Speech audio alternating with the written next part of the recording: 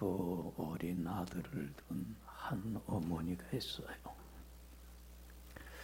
큰아이는 초등학교 3학년이고 작은 아이는 아직 초등학교 입학을 안 한 유치원생이에요. 그런데 엄마가 생일을 맞이했어요. 그러니까 이 두 어린 아들이 엄마 생일 선물을 해야겠다 해서 자기들이 모아놓은 저금통을 깼어요. 그리고는 엄마 생일 선물을 사러 나갔어요. 참 기특하잖아요. 예? 엄마 생일 선물하겠다고 아끼는 돈 모아놓은 거 저금통까지 깨고 나갔으니 얼마나 기특해. 근데 이 작은 아이는 엄마 생일 선물로 뭘 샀냐면 장난감을 샀어요. 왜 장난감을 샀을까? 이유가 뭘 것 같아? 장난감은 자기가 제일 좋아하는 거라. 그러니까 내가 좋아하는 거는 누구도 제일 좋아할 거다. 엄마도 제일 좋아할 거다 생각을 한 거야. 그러니까 엄마 입장에서 생각을 하지 않고 누구 입장에서만 생각한 거야. 자기 입장에서만 생각한 거야. 그죠? 내가 좋아하면 엄마도 좋아하겠다. 내가 싫어하는 건 엄마도 싫어한다. 그러니까 여러분들 어린아이들에게서 삶에서 나타나는 가장 귀한 특징이 뭐냐면 자기 중심적이야. 모든 세계가 자기 중심으로 흘러가는 거예요. 그래서 이 어린아이들은 남을 생각하거나 배려하거나 희생하거나 양보하는 모습이 없어요. 어린아이 때는 그게 당연한 거야. 그렇잖아요. 자기만 생각하는 거. 그런데 그 큰 아이는 뭐를 샀냐면 뭘 샀을 것 같아? 엄마가 좋아하는 화장품을 샀는 거라. 그러니까 자기 입장에서 아니라 누구 입장에서, 엄마 입장에서 생각하고 선물을 샀는 거라. 나이가 조금 더 먹었다고 그래도 기특해 안 기특해? 기특하잖아요. 여러분들 엄마가 화장하는 걸 봤단 말이에요. 나한테는 필요 없지만 요거를 사면 누구한테 필요하겠다? 엄마한테 필요하고 엄마가 기뻐하시겠구나. 자기보다는 누굴 더 생각한 거예요? 엄마를 더 생각한 거예요. 여러분들 다 두 선물을 엄마가 받았을 때 기분이야 다 좋겠죠. 그치? 예? 얼마나 기특해. 근데 누구 선물이 더 마음에 들까? 장난감보다는? 그래도 화장품이 좋은 거야. 그게 더 엄마 마음을 기쁘게 하는 거예요. 여러분들 왜 이 말씀을 드리냐면 성장이라고 하는 게 뭡니까? 인격이 성숙된다 할 때에 그 성숙이라고 하는 게 뭡니까? 삶의 중심축이 이동하는 거예요. 나 중심의 삶을 살던 사람이 이젠 누구 중심의 삶으로 이동하는 거예요? 너 중심의 삶으로 이동하는 거예요. 이젠 나만 생각하던 사람이 자라나고 성장을 하게 되면 나보다는 누굴 더 생각하는 거예요? 너를 생각하는 거예요. 말을 한마디 하더라도 참 그 SNS 같은 데 보면 말을 함부로 한다고 그러잖아요. 남을 비방하고 험담하고 헐뜯는 말, 그 글을 본 사람이 어떤 상처를 받을까 전혀 생각 안 하잖아요. 그냥 자기 입장에서 글을 써갖고는 어떤 사람들을 죽음에까지 끌고 가게 만들잖아요. 여러분들 보세요. 나이가 먹었음에도 불구하고 남을 생각하고 배려하고 희생할 줄은 모르고 오직 자기만 좋으면 되고 남이 어떻게 되든 상관하지 않고 자기 이익만 찾는 사람이라고 한다면, 이기적인 삶의 방식에서 못 벗어났다고 한다면 그 사람은 어떤 사람입니까? 인격적으로 그건 나이가 들었어도 미숙한 사람이에요. 모자른 사람이에요. 그렇잖아요. 여러분들, 성숙이라고 하는 것은 삶의 중심축이 이동을 하는 거예요. 그래서 나의 유익을 구하는 게 아니라 누구의 유익을 구하며 사는 사람이에요. 남의 유익을 구하며 사는 사람이에요. 그래서 남을 위해서 희생하고 양보하고 자기가 가지고 있는 모든 것들을 아낌없이 내어주는 헌신의 삶을 통하여서 남을 기쁘게 할 줄 알고 즐겁게 해줄 줄 알고 남을 행복하게 해줄 줄 아는 사람이 성숙한 사람인 거예요. 어느 정신과 의사가 이런 얘기를 하는데 제가 참 공감을 했어요. 오늘날 왜 많은 현대인들이 스트레스에 휘달리면서 힘들고 고달프게 살아갈까? 이유가 뭔가? 자기 집착에 빠져서 살기 때문에 그렇다는 거예요. 누구만 생각하며 살아요? 자기 뺏기 모르기 때문에 그렇다는 거예요. 그러면서 그분이 얘기하기를 자기 집착에서 벗어나지 아니하고는 현대인들은 절대로 행복할 수 없습니다. 여러분들 맞아요.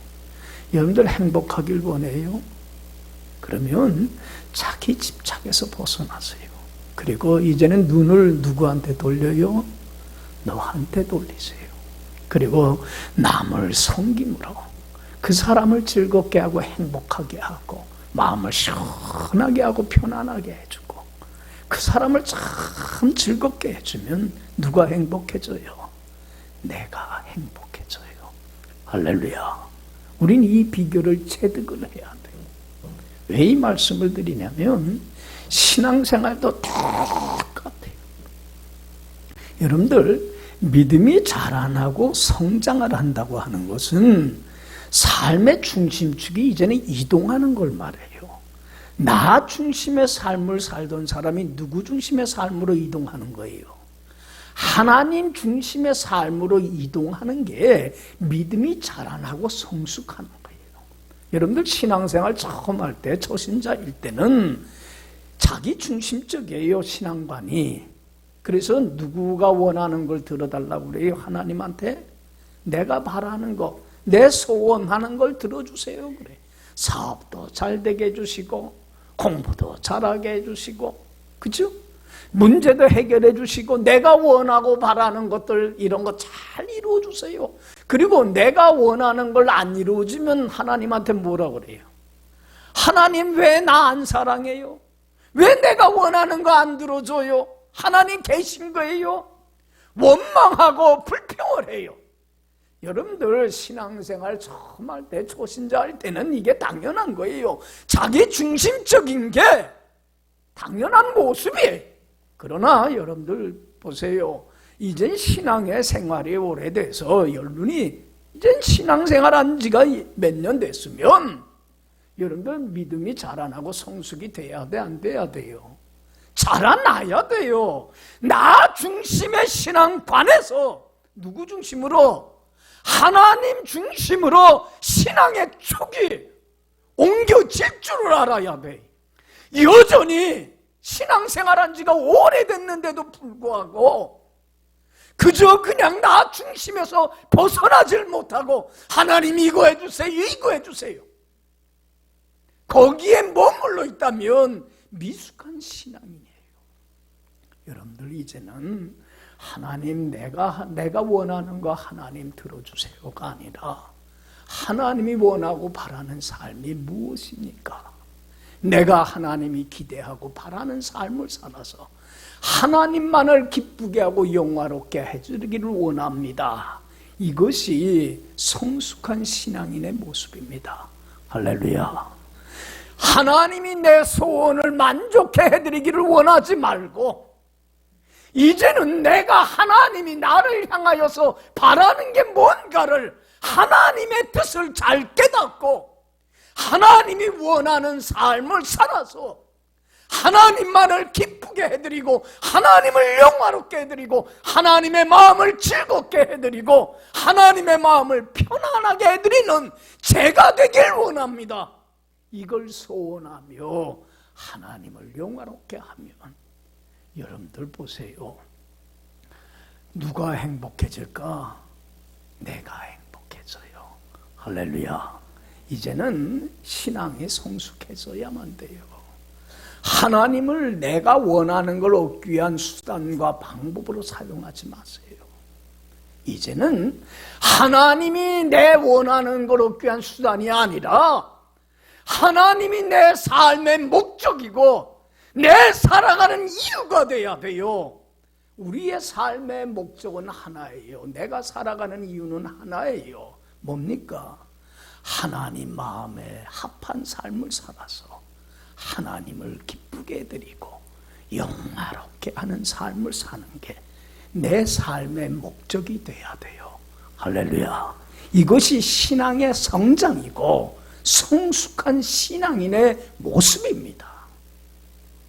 여러분들, 우리가 꼭 명심해야 될 게 있어요. 우리의 하나님은 반드시 심은 대로 거두게 하시는 하나님이에요.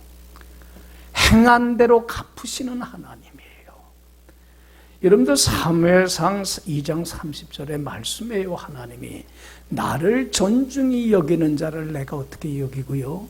존중히 여기고 나를 멸시하는 자를 내가 경멸하리라. 여러분들 이제는 하나님을 존중히 여기세요. 하나님을 기쁘게 하고 영화롭게 하세요. 하나님이 나를 존중히 여겨주시고 그런 사람에게 더 큰 하나님의 은혜와 축복으로 반드시 채워주십니다. 할렐루야. 한 번은 예수님의 제자들이 예수님께 와서 부탁을 해요. 예수님, 우리가 평생 소원을 두고 기도하며 살아가야 될 기도 제목 좀 가르쳐 주세요. 세례 요한도 제자들에게 이렇게 너희들 기도하라고 가르치는데 예수님 저희들도 가르쳐 주세요. 여러분들 기도도요 평생 배워야 돼요. 내가 소원을 두고 구해야 될 게 뭔가를 배워가야만 돼. 내가 원하는 걸 얻기 위한 하나의 수단이 되는 게 아니에요. 기도는 기도도 배워야 돼. 그러니까 예수님이 제자들에게 그래 너희들 평생 이 소원을 놓고 이 기도 제목 놓고 구하면서 살아갔으면 좋겠다. 그래서 가르쳐 주신 기도문이 뭐예요? 주님의 주기도예요. 여러분들 주님의 기도 통해서 주님이 가르쳐 주신 기도를 통해서 야 내가 평생 소원을 두고 간구하며 살아가야 될 제목이 이거구나. 그걸 배워야 돼. 여러분들 기도를 가르쳐 주면서 예수님이 제일 먼저 기도 제목으로 삼으라는 게 뭐였어요? 첫 번째 기도 제목이 뭐예요? 하늘에 계신 우리 아버지요, 이름이 거룩히 여김받기를 원합니다. 하나님 아버지께 영광을 돌리는 사람이 되길 원합니다. 하나님을 기쁘게 해드리는 자가 되기를 원합니다. 하나님 아버지가 바라는 삶을 살아서 하나님을 즐겁게 해드리는 자가 되기를 원합니다. 이것이 우리들의 평생 소원이요 기도 제목이며 첫 번째 기도로 삼으라는 얘기예요. 할렐루야. 여러분들 우리가 자녀들 키워보지만 자녀들이 여러분들 우리 자녀들은 부모가 자녀들이 이렇게 됐으면 좋겠다는 바람이 있어요. 그런데 자녀들 중에 참 부모의 바람과는 곁길로 나가요. 그러면 그 자녀를 사랑하지만 어떻게 하면서 사랑해요? 마음이 아파 속상하면서 사랑을 하게 돼요. 근데 여러분들 자녀들이 부모가 원하는 게 뭔가를 잘 깨닫고 부모 원하는 방향으로 살아가면 좋아요, 안 좋아요? 얼마나 좋은지 몰라요. 부모 그러면 여러분들 그런 자녀는요 부모가 좋아갖고요 더 해주고 싶어요. 신앙생활 마찬가지예요. 하나님 아버지가 원하고 바라는 삶을 살게 되면, 그래서 하나님을 기쁘게 하고 영화롭게 하면 하나님은요 더 큰 은혜와 축복과 영광으로 그를 채워주시고 그러한 사람을 존귀히 여기고 귀히 여기고 사용하세요. 할렐루야. 우리 하나님은 심은 대로 거두셔요. 다스리는 하나님이에요. 그래서 갈라디아서 6장 7절에 그래요. 스스로 뭐 하지 말라, 속이지 말라. 하나님은 업신여김 받지 아니하시니라. 하나님은 사람이 무엇으로 힘든지 그대로 거두게 하시는 일이라. 여러분, 이제 하나님께만 영광 돌리는 삶을 삽시다. 할렐루야. 예? 그래서 오늘 본문 말씀은 하나님 아버지가 자녀된 우리에게 너희를 이러한 삶을 살았으면 참 좋겠다. 하나님의 소원을 참 간략하게 잘 말씀해 주고 있어요. 여러분들, 오늘 이 말씀을 통해서 하나님 아버지가 원하는 게 뭔가를 잘 깨닫고, 그리고 하나님이 원하는 대로 살아서 하나님을 기쁘게 해드리는 여러분들의 복된 삶으로 믿음이 자라나고 성숙되기를 간절히 축원합니다. 자, 8절 다 같이 한번 읽어봅시다. 8절 다 같이 읽습니다. 사람아, 주께서 선한 것이 무엇임을 내게 보이셨나니 여호와께서 내게 구하시는 것은 오직 정의를 행하며 인자를 사랑하며 겸손히 내게 하나님과 함께 행하는 것이 아니냐. 여기 보세요. 하나님이 너한테 바라는 게 있어. 구하는 것은 세 가지야, 이 말이에요. 너는 이러한 삶을 살기를 바란다. 첫 번째로 하나님의 소원이 뭐예요? 하나님이 우리에게 구하고 바라는 게 뭐예요? 오직 뭐를 행하고 공의를, 정의를 행하고, 두 번째는 인자를 사랑하고, 세 번째는 겸손하게 내 하나님과 함께 행하는 것. 자, 여기 봐요. 첫 번째, 하나님이 우리에게 바라는 게 뭐예요? 오직 정의를 행하는 삶이에요. 여러분들, 우리 하나님은 의로우신 하나님이에요. 거룩하신 하나님이에요. 조그만 불의도 죄도 더러운 것이 없으신 분이셔요. 그렇기 때문에 하나님 아버지가 하나님의 자녀된 우리에게 제일 바라는 건 하나님의 성품을 닮아서 우리도 어떤 삶 살기를 원해요? 의로운 삶 살기를 원해요. 하나님 앞에 조금 더 흠없고 티없고 깨끗하고 거룩하고 정직하고 진실한 삶을 하나님은 살기를 원해요. 이게 하나님이 우리를 향한 간절한 바람이에요. 그래서 우리도 평생 소원이 그거예요. 다른 거 없어요. 우리들의 가장 간절한 꿈이요, 비전이요, 소망은 내 삶 속에 하나님이 원하는 대로 의의 열매가 풍성히 맺혀서 하나님께 뭘 돌리는 거예요? 존귀와 찬양과 영광만 돌리는 삶을 사는 게 나의 가장 간절한 소원이에요. 할렐루야. 할렐루야. 여러분들 보세요. 우리 하나님이 제일 미워하는 게 뭡니까? 불입니다. 죄입니다. 제일 미워합니다. 그래서 하나님은 어떤 모양의 악도 불의도 죄도 용납하지 아니하시고, 불의에 대해서는 반드시 뭐 하시는 하나님이에요? 심판하시는 하나님이. 여러분들, 왜 하나님이 조그만 악도 불의도 용납을 안 하고 심판 안 하면 미워서가 아니에요. 뭐 하시기 때문에? 사랑하기 때문에. 그렇게 해서라도 자기의 잘못을 뉘우치고 돌이켜서 하나님 앞에 의로운 삶을 사는 자로 만들기 위하여 하나님은 심판하시는 하나님이에요. 그래서 여러분들, 때로는 하나님, 우리가 하나님 앞에 바르지 못할 때 이런저런 어려움을 통해서 사랑의 징계와 채찍을 내리칠 때가 있어요, 없어요? 있어요. 그때 원망하고 불평할 거 없어요. 하나님이 날 사랑해서 의로운 사람으로 만들기 위해서 하나님 앞에 부끄럼 없이 살아 하나님을 영화롭게 하는 사람을 만들어 하나님의 영광에 참여케 하려고 하나님이 주시는 사랑의 채찍이구나 깨닫고 돌이키기만 하면 돼요. 그래서 호세아 선지자가 호세아 6장 1절 2절에 그래요. 오라, 우리가 여호와께로 돌아가자. 여호와께서 우리를 찢으셨으나 도로 낫게 하실 것이고 치셨으나 싸매어 주실 것이라. 여호와께서 이틀 후에 살리시며 제3일에 일으켜 주시리니 그 앞에서 살게 되리라. 여러분들 사랑의 채찍을 통해서라도 나의 잘못을 뉘우치고 돌이키며 주님 앞에 돌아오기만 하면 70번씩 7번이라도 무한히 용서해 주시고 사랑해 주시는 하나님이세요. 할렐루야. 때로는 미련해서, 때로는 연약해서 우리가 넘어지고 쓰러지고 자빠질 때 있어요. 그렇지 않아요? 그때에 회개에 정직하고 하나님 잘못했습니다 돌이키기만 하면 주님은 다 용서해 주시는 하나님이십니다. 할렐루야. 그리고 이제는 하나님 앞에 어떤 삶 살기를 원합니다. 하나님이 바라는, 하나님 앞에 하나님이 싫어하는 거 목숨 걸고 행하지 않고, 하나님이 기뻐하시는 일이라고 한다면 목숨 걸고 행하여서 어떤 자리, 어떤 형편, 어떤 위치에 있든지 간에 하나님 보시기에 합한 의로운 삶을 살아 하나님을 영화롭게 하길 원합니다. 이게 우리들의 소원이 되어야만 돼요. 할렐루야. 할렐루야. 우리 하나님은 오직 정의를 행하길 원해요. 저는 참 설교 시간에 몇 번 얘기를 했지만 제가 제일 좋아하는 시가 윤동주 시인의 서시를 참 좋아합니다. 여러분들, 이 윤동주 시인은 참 좋은 믿음의 가정에서 태어나서 복받은 사람이에요.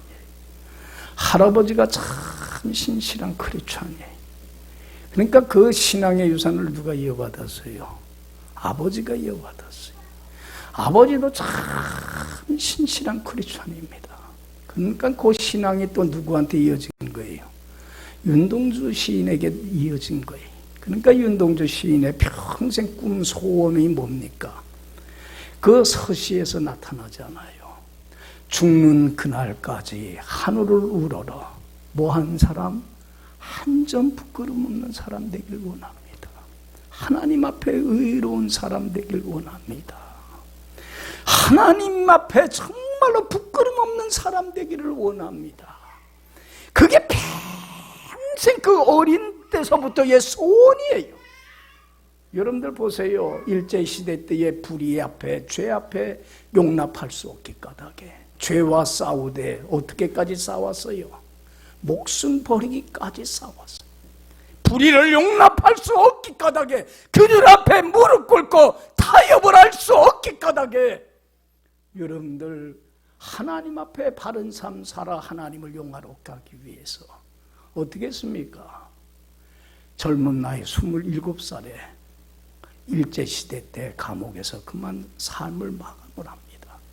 젊은 나이에 짧은 인생을 살았지만 지금도 이 윤동주 시인은 살아갖고 많은 사람들에게 선한 영향력을 끼쳐요, 안 끼쳐요? 얼마나 끼치고 있는지 몰라요. 가장 가치 있고 의미 있고 보람 있는 인생을 살았고, 여러분들 그분이 주님의 심판대에 천국에 가서 섰을 때 얼마나 큰 영광의 면류관을 얻었겠어요.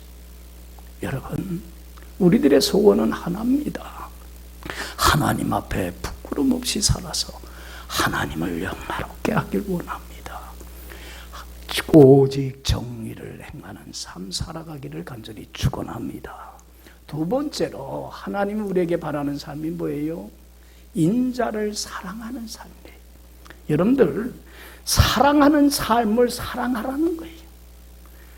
인자라고 하는 것은 여러분들 헤세드라고 하는 이 히브리 말은 사랑이라는 단어로 해석이 되는데, 우리 성경에 보면 이 사랑은 그냥 사랑이 아니라 하나님이 내게 보여주신 절대적인 큰 사랑이에요. 이 주님의 사랑, 하나님은 사랑입니다. 공의의 정의의 하나님이지만 또한 사랑의 하나님이기 때문에 하나님으로부터 받은 그 사랑을 가지고 마음껏 사랑을 베푸는 사람이 되길 원해요. 그래서 인자를 사랑하는 사람이 되기를 원하는 거예요. 할렐루야. 여러분들, 하나님이 우리에게 보여주신 사랑은 우리 같은 죄인들, 하나님의 사랑받을 자격이 없는 사람들입니다. 하나님의 진노와 심판을 자처할 수밖에 없는 더럽고 추한 죄인입니다. 그러나 이러한 죄인을 주님을 사랑해 주셔서 내가 죄인 되었을 때에, 내가 하나님의 진노와 저주와 심판을 받을 수밖에 없을 때에 하나님은 나를 찾아와 주셔서 내 죄를 대신 짊어지고 자기의 목숨을 내어줄 정도로 나를 사랑해 주셨습니다. 할렐루야. 이게 하나님이 내게 보여주신 사랑입니다. 여러분들 설교 시간에 종종 얘기하지만 죄는 미워하지만 뭐는 미워하지 말라. 죄인은 미워해서는 안 돼. 그런데 우리가 죄를 미워하다 보면, 죄를 용납하지 않다 보면, 바른 삶을 살려다가 하다 보면 누구를 판단하고 정죄하고 비난하고 손가락질해요. 죄인을 판단하고 정죄를 해요. 사랑을 잃어버려요. 여러분들 보세요. 바른 삶을 살려고 죄인을 비난하고 정죄하다 보면 차갑고 냉랭하고 삭막하고 메마른 인생을 살아갈 수밖에 없어요. 그런데 또 사랑한다고 하는 명목하에 다른 사람의 잘못과 허물을 눈 감아줘 버리고 없었던 일로 해버리고 말면 어떻게 돼요? 그 사람은 죄가 죄인 줄도 모르고 불의한 인생을 살아가고 다른 사람에게도 잘못된 영향을 끼쳐버리고 말아요. 이 두 가지가 참 동전의 양면과 같은데 둘 다 잃어버려서는 안 된다는 거예요. 의로움도 잃어버리서는 안 되지만 모두 잃어버리지 마요. 죄인을 사랑하는 마음도 잃어서는 안 된다는 얘기예요. 인자를 사랑할 줄 알아야 된다는 거예요. 여러분들 보세요. 이 예수님의 육신의 아버지 요셉 보면 주님의 사랑을 많이 받고 존귀함 받았는데 이 요셉이라는 사람이 왜 이렇게 사랑받냐면 의와 사랑을 잘 간직하며 살았기 때문에 그래요. 여러분들 그 자기하고 정혼한 사이, 아직 정식 결혼을 하지 않은 그 약혼자인 마리아가 어느 날 뭐 한 걸 알게 돼요? 임신한 사실을 알게 돼요. 여러분들 하나님의 역사로 임신했다는 걸 모르는 거는 오해할 수밖에 없는 거예요. 그렇지 않아요? 저건 못된 짓을 해서 임신했구나. 그러니까 의로운 요셉은 아무리 마리아를 사랑하지만 그 불의를 눈 감아줄 수 있어요? 없어요? 용납할 수 없어요. 여러분들 사랑한다고 하는 미명하에 다른 사람의 허물과 부족함을 그냥 용납을 하는 건 사랑이 아니에요. 그거는 불의한 삶을 그대로 살게 방치시켜버리는 거예요. 그렇기 때문에 요셉은 그 불의를 용납하고 눈 감아줄 수는 없어요. 그래서 어떻게 했어요? 관계를 끊어버리려고 합니다. 아무리 사랑한 사람이지만 용납할 수 없어요. 관계를 끊어버리고 이제는 파혼을 하려고 합니다. 그렇지만 여러분들 보세요. 야, 나한테 이렇게 배신감을 줬어? 그러면 이렇게 더러운 그 마리아에 대해서 무슨 마음을 가질 수 있어요? 그 불의한 행동에 대해서 미움과 증오와 적개심을 가질 수 있어요. 그 사람에 대해서, 마리아에 대해서. 그런데 여러분들 의로움도 잃지 않았지만 여러분들 이 요셉은 모두 잃어버리질 않았어요. 사랑하는 마음만은 또 잃지 않았어요. 인자를 정말 사랑할 줄 알았어요. 사랑 베푸는 삶을 사랑할 줄 아는 사람이 하나님의 상품을 닮았어요. 그래서 어떻게 했어요? 그 마리아를 보호하기 위해서 관계는 끊기는 하되 어떻게 끊으려고 했어요? 가만히 사람들한테 알리질 않고. 왜? 이거를 공개적으로 알리게 되면 마리아는 부도덕한 여인으로서 사람들로부터 비탄과 진한을 받고 또한 그런 여인은 돌로 쳐 죽임을 당할 수 있어요. 이스라엘 사회에서는. 그러니까 그 사랑하는 여인을 보호하기 위해서 가만히 끊고자 해요. 여러분들 요셉은 의로움도 잃지 않았지만 모두 잃지 않았어요. 사랑도 잃지 않았어요. 우리는 사랑을 잃어버리게 돼. 그래서 불의한 사람에 대하여 미움과 증오와 적개심을 갖게 되고 그리고 정말로 판단하고 정죄하고 비난을 하게 돼요. 사랑을 잃어버려요. 여러분, 우리는 오직 정의를 행하는 사람이 되길 바라지만 하나님은 또한 어떤 사람이 되길 원해요? 인자를 사랑하는 사람이 되길 원해요. 할렐루야. 예수님은 그래서 우리를 위해서 죽기까지 사랑해 주신 거예요. 여러분, 요 인자 사랑하는 마음, 그래서 예수님이 요한복음 마가복음 10장 45절에 그래요. 인자가 온 것은 섬김을 받으려 함이 아니라 뭐 하려고? 섬기려 하고 자기 목숨을 많은 사람의 대성물로 주려 합니다. 예수님은요, 자기 목숨을 다 내어주는 섬김과 봉사와 희생의 삶을 통해서 참 사랑을 보여주셨어요. 이제는 이기적이고 나 중심적인 삶에서 벗어나야 돼요. 너를 생각하고 너를 배려하며 그 사람이 나에게 아무리 아픔과 상처를 준 원수 같은 사람이라도 그까지도 사랑하며 내게 있는 모든 것을 내어주는, 그래서 정말로 희생과 헌신과 섬김의 삶을 통해서 다른 사람을 행복하게 하고 하나님을 행복하게 해드리는 이러한 귀한 삶을 우리가 살아가야 할 줄로 믿습니다. 첫 번째로는 하나님은 뭘 원해요? 오직 정의를 행하는 사람이 되길 원하고, 두 번째는 인자를 사랑하는 사람이 되길 원해요. 세 번째는 겸손히 하나님과 뭐 하는 사람이에요? 동행하는 사람이에요. 여러분들, 하나님이 우리에게 제일 바라는 게 뭐 이거예요. 천국 가는 그날까지 누구와 동행하는 거예요? 하나님과 동행하는 삶 살기를 원해요. 여러분들, 우리 세상에 영원토록 나와 함께 해줄 사람은 아무도 없어요. 부모도 떠나고 남편도 아내도 자녀도 건강도 젊음도 언젠가는 다 떠나요. 떠나요, 안 떠나요? 여러분들, 권세도 지식도 다 떠나요. 영원토록 나와 함께 할 자 아무도 없어요. 그렇지만 세상의 모든 건 다 떠날더라도 내 곁에 늘 함께 계시면서 세상 끝날까지 나와 함께 하시면 내 인생을 책임져 주시고 내 삶을 주관해 주실 분이 있어요. 누굽니까? 하나님 한 분밖에 없어요. 할렐루야. 저는 이 찬송 참 좋아요. 이 세상의 사람들 나를 버려도 예수 내 친구 날 버리지 않네. 온 천지는 변해도 날 버리질 않네. 할렐루야. 여러분, 주님은 결코 내 곁을 떠나지 않아요.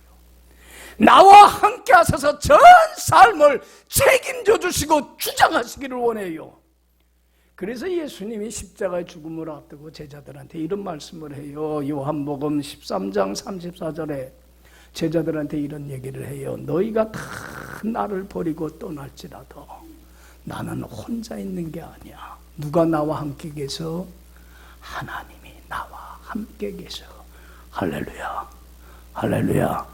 여러분들, 이제는 하나님이 우리에게 바라는 게 그거예요. 함께 하시는 주님께 내 인생을 전 삶을 어떻게 해요? 맡기세요. 주님 뜻대로 하세요. 다 맡기세요. 그리고 내가 할 일이 뭡니까? 주님 음성 듣고 순종하며 주님과 동행하기를 원합니다. 할렐루야. 주님과 함께하면 어떤 시험이 오고 어떤 유혹이 오고 어떤 난관이 와도 내가 주님 품을 떠나서는 아무것도 할 수 없고 살아갈 수 없음을 늘 고백하면서 죽게 달라붙어 주님과 동행만 하면 주님이요, 하나님이 내 전 생애를 책임져 주십니다. 믿습니까? 믿음으로 살면 돼. 우리 크리스천들은 믿음 하나 갖고 사는 사람들이. 여러분들, 그 많은 시험과 역경 속에서도 주님과 동행함으로 믿음으로 살아서 전생에 맡기고 주님의 말씀에 순종하며 주님과 함께 삶으로 하나님을 참 기쁘게 하고 영화롭게 해서 죽음도 맛보지 않고 천국으로 올리운 사람이 있어요. 누굽니까? 에녹이에요. 그래서 히브리서 11장에 이렇게 기록되어 있어요. 믿음으로 에녹은 죽음을 보지 않고 옮겨졌으니 하나님이 그를 옮겨가심으로 더 이상 세상에 있지 아니하니라. 그는 옮겨지기 전에 누구를 기쁘시게 하는 자라? 하나님을 기쁘시게 하는 자라는 증거를 얻었느니라. 할렐루야. 여러분, 하나님과 동행하면 돼요. 천사 맡겨요. 내 옆에 계시고 하나님은 늘 함께 하잖아요.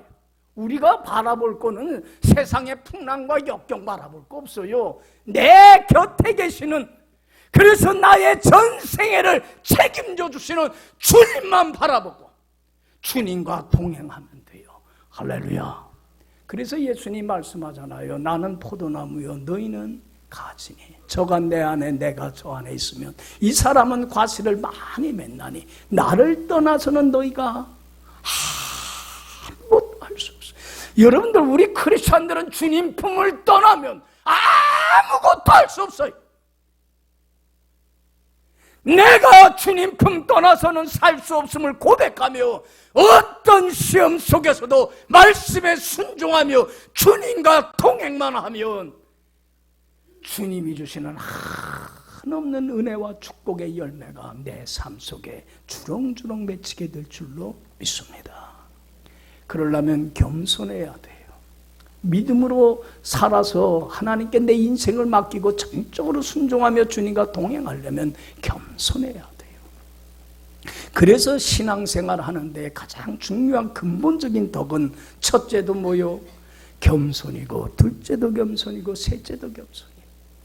여러분들, 이제까지는 우리가 얼마나 교만하게 삶을 살아왔습니까? 내 삶의 주인, 내 삶의 왕 노릇을 누가 했습니까? 내가 했습니다. 그래서 내 생각대로, 내 계획대로, 내 뜻대로, 내 마음대로 내 삶은 내가 좌지우지하며 살았어요. 이제는 이러한 오만하고 교만함을 내려놔야만 합니다.